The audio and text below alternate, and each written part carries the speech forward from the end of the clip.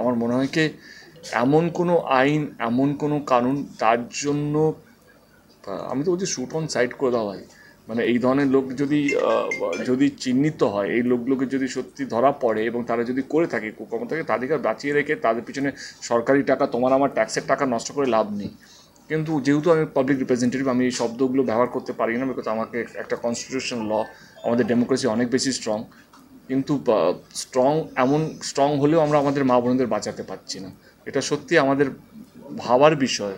এবং আমি যেহেতু একটা পাবলিক রিপ্রেজেন্টেটিভ, আমারও অতটাই দায়িত্ব, আমাদের সবার ভাবার বিষয়, সমস্ত দলের ভাবা বিষয়, কে মানুষের মধ্যে ভয় না থাকলে এই ধরনের ঘটনাকে আটকানো যাবে না।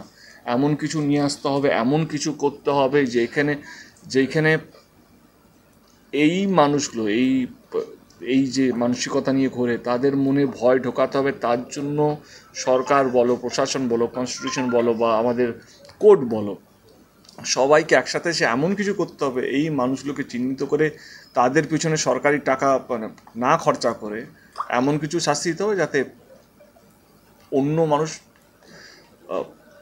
মানে করা তো দূরে, ভাবতেও যেন তাদের মধ্যে যেন ভয়টা থাকে।